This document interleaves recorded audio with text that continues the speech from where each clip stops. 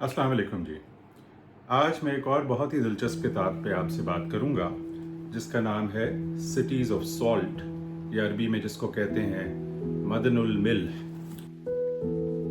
दिल के लिए मौत मशीनों की हुकूमत, जैसा कि इकबाल कहते हैं। अच्छा, अब ये जो कहानी है ये एक इडलिक ओएसिस, एक तरह का नखलिस्तान, बड़ा खूबसूरत है जिसका नाम है वादी उल उयून।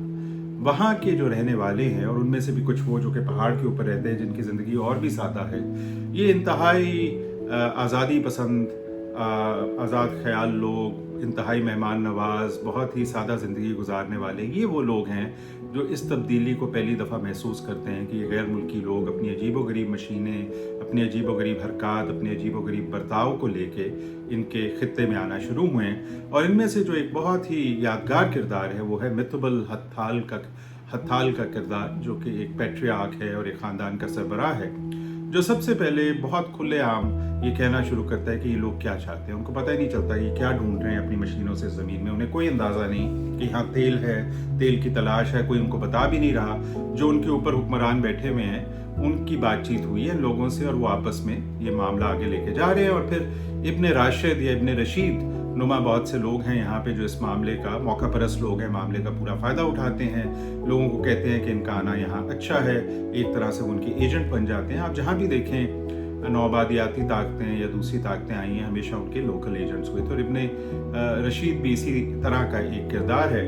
और वो फिर बहुत से बाद में जाके लोकल जो बेडुइन या बद्दू लड़के थे जिनके पास कोई कामकाज नहीं था, या जिनकी ज़मीनें ले ली गई और उनको कुछ मुआवजा दे के फारिग कर दिया गया, और जो अब खाना बदोश बन चुके हैं, उनको घेर घेर के वो इनके काम में लगाता है बतौर मजदूर। सो यहाँ पे दो तबके आपके सामने आना शुरू हो जाते हैं, वो जो कि मदाफ़ियत कर रहे हैं, सवाल पूछ रहे हैं, और वो जो पहले से ही इस काम में शामिल हो चुके हैं। अच्छा, जैसे जैसे कहानी बढ़ती है ये खित्ता तो बिल्कुल अपनी शक्ल तब्दील इसकी हो जाती है, और आपको ये भी इस किताब से पता चलता है कि किस तरह जोग्राफियाई खतूत जो है किसी इलाके के बिल्कुल तब्दील हो जाते हैं जब कोई और ताकत बाहर से आती है।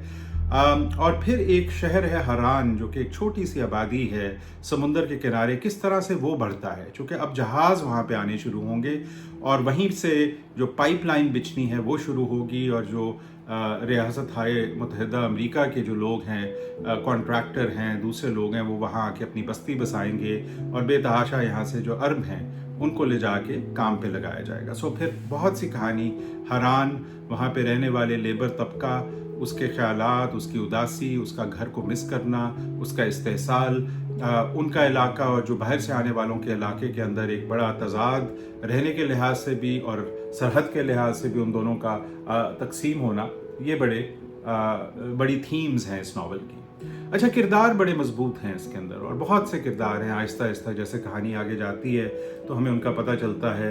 इब्ने रशीद का तो मैंने जिक्र किया। दो यहाँ पे ट्रांसपोर्टर हैं। जब शुरू में लोगों को लाने ले जाने का सिलसिला शुरू होता है, एक का नाम याकूब है, या अकूब उसको कहते थे, अकूब द आर्मेनियन फ्रॉम अलेपो, और फिर एक राजी है, और इनकी आपस में बड़ी चपकलिश चलती है, लेकिन फिर एक बड़ा खूबसूरत इंसानी रिश्ता भी इनके दरमियान पैदा होता है। फिर एक मुकामी डॉक्टर है जो कि एक तरह से कोई इतना ख़ास डॉक्टर नहीं है, वो जड़ी बूटियाँ और दूसरी चीज़ें इस्तेमाल करके इलाज करता है लोगों का, लेकिन बिल्कुल वो पैसे की हिरस नहीं है उसको, और बड़ा खुला दिल है उसको, बड़ा वो हर चीज़ के बारे में खुल के बात करता है, जिसका नाम मुफद्दी अल जदान है। और ये बड़ा अहम किरदार है, चूँकि एक नया डॉक्टर जो कि यूरोपियन तर्ज का डॉक्टर है और मॉडर्न डॉक्टर है, सुबही अल महमिलजी, वो बाद में वहाँ आता है। इनकी चपकलिश जो है वो कहानी के लिए बहुत अहम है। फिर एक शुरू के हिस्से में उम्मे खुश के नाम से खातून है जो अपने बेटे का इंतज़ार कर रही है, जो एक काफ़िले के साथ गया, वापस नहीं आया।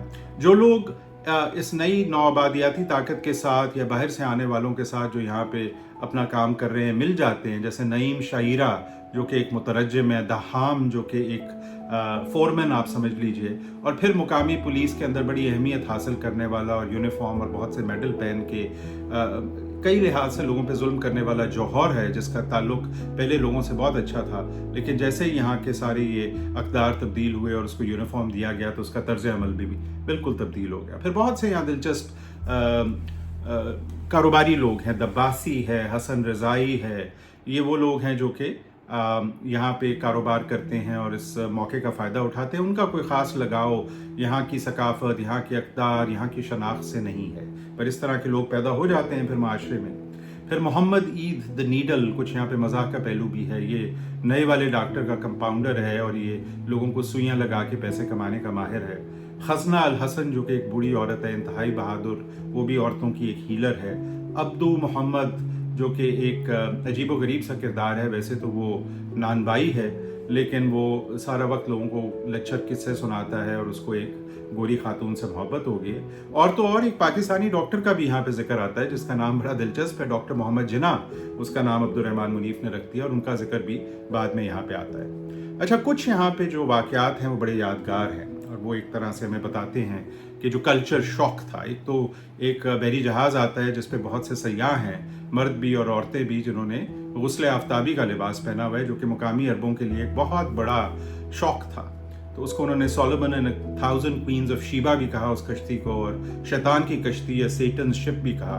वो बड़ा एक दिलचस्प बाब है इसके अंदर कि किस तरह से एक कल्चर शॉक होता है। फिर उसके बाद जब मुकामी जो कारीगर थे उनसे पूछा गया उनके ख़ानदानी हालात, उनकी कितनी बीवियां हैं, बीवी का क्या नाम है, तो ये एक बहुत बड़ा कल्चर शॉक था कि ये क्या लोग हमसे यहाँ फैक्ट्री में काम करवाने आए हैं पाइपलाइन के ऊपर, या फिर ये हमारे ख़ानदानी मामलात में भी जाएंगे। अच्छा, अमीर खालिद अल मिशारी जो कि कुछ जो अमीर वहाँ पे आए हैं उनमें से एक है और बुनियादी तौर पे एक मुनासिब आदमी था। ये दिखाया गया कि किस तरह वो एक बच्चे की तरह उसका दिल मचल जाता है हर किस्म की नई दरियाफ्त के बारे में, चाहे वो दूरबीन हो या कोई रेडियो हो या जीप हो या टेलीफोन हो। और आहिस्ता आहिस्ता एक अच्छा खासा संजीदा आदमी जो है वो एक बच्चा बन जाता है, चूँकि उसको इस टेक्नोलॉजी की समझ नहीं आती, लेकिन उसकी आंखें खीरा हो चुकी हैं और वो बिल्कुल वहाँ पे हुकूमत करने के काबिल नहीं रहता। एक और दर्दनाक वाक़या है, मिज़न एक वहाँ पे बेडुइन है जिसको द बिग फिश भी कहते थे, उसके हलाकत का एक्सीडेंटली डूबने का किस्सा, फिर उसका भाई हाजिम और उसका जो चचा था किस तरह से उनके साथ सलूक किया गया, अमीर की तरफ से भी और बाकी की तरफ से भी, जो पहले कभी सोचा भी नहीं जा सकता था कि अगर ये ऐसे हो और किसी का खून बहे तो उसके साथ क्या सलूक होगा। वो सलूक तब्दील हो रहे हैं, वो लोगों की तरफ रवैये अब तब्दील हो रहे हैं जैसे जैसे ये तमाम असरात आ रहे हैं। और फिर मुफद्दी अल जदान जिसका पहले जिक्र आया था, उसकी जो हलाकत है और उसके बाद कुछ कारीगरों को नौकरी से निकाल दिया जाना, उसके बाद जो फिर अप्रोर हुई है और जो एहतजाज हुआ है, उससे एहसास होता है कि ऑल इज़ नॉट वेल। लेकिन एक बड़ा यहाँ टेलिंग जुमला है, people suddenly realise that they were more grief stricken than they had imagined. अब इसके अंदर जाहिर है कि ये जो सारे ख्यालात और तासुरात खुल के बहुत से किरदारों ने अमरीकियों के बारे में भी बात की है। और फिर जो तारिक अली का इंटरव्यू था अब्दुर्रहमान मुनीफ के साथ, जिसमें उन्होंने पूछा कि आपने इसका ये नाम क्यों रखा, तो उन्होंने ये कहा कि ये जो नमक के शहर हैं जो कोई सस्टेनेंस नहीं प्रोवाइड करते, जिनमें कोई सस्टेनेबिलिटी नहीं, ये तो पहली पानी की लहर के साथ बह जाएंगे। सो ये उनका ख्याल था कि जो इस तरह से ये बहुत ज़्यादा दौलत आने के बाद चीज़ें बनी हैं, इनमें लोगों को और उनके मुस्तकबिल को मुनासिब तरीके से हम आगे लेके नहीं गए। अच्छा, तब्दीली हमेशा से इंसानी तारीख में होती आ रही है और आप उसका कुछ कर नहीं सकते, लेकिन सवाल यहाँ पे ये है कि क्या इस तब्दीली से वाकई इत्मीनान और तमानियत ज़्यादातर लोगों में फैली और वाकई उनकी माशी हालत भी बेहतर हुई, और इस पे बहुत से वो सवाल उठाते हैं। लेकिन एक बहुत अहम सवाल यहाँ पे शनाख्त है। वो कहते हैं, how is it possible for people and places to change so entirely that they lose any connection with what they used to be? Can a man adapt to new places and new things without losing a part of himself? और यहाँ पे ये भी लगता है कि उनका ख्याल है कि डेस्टिनी के हाथ आगे किसी का हाथ नहीं चलता। A hidden force shaped men's destinies and pushed them from place to place and defined their life and death. वो ये भी कहते हैं, fear whoever does not fear God। और इस तरह के और बहुत सी कहावतें हैं। ये बहुत खूबसूरत ज़ुबान में लिखा गया एक नावल है जो कि इन पेचीदा बातों को, शनाख्त को, सकाफत को, किसी खित्ते की जोग्राफियाई शक्ल से ले लेकर उसके अंदर रहने वालों के जो अतवार हैं, जो उनके अक़दार हैं, वो क्यों इंसान के लिए अहम है। क्या तरक्की हमेशा एक बुरी चीज़ है? क्या नई नई ईजादात एक बुरी चीज़ हैं? या जिस तरीके से उनको लाया गया, जिस तरीके से उनको कबूल किया गया, जो लोग आए और जिस तरह से उन्होंने इसका इस्तेमाल किया, इसमें एक अरब हरान और एक अमेरिकन हरान भी दो अलग-अलग बन जाते हैं। तो क्या हमेशा तब्दीली के साथ एक अपार्थाइड भी आती है? یا یہ وہ خاص تبدیلی 18ویں 19ویں 20ویں صدی کی جو مغرب سے ہمارے خطے میں آئی، اس کے ساتھ آنے والی بیماریاں اور برائیاں اور ہر قسم کی آلائشیں. سو میرے خیال میں ایک بہت اہم ناول ہے، اور میں نے تو اس کو پڑھ کے بہت سوچا اور بہت سیکھا. بہت شکریہ.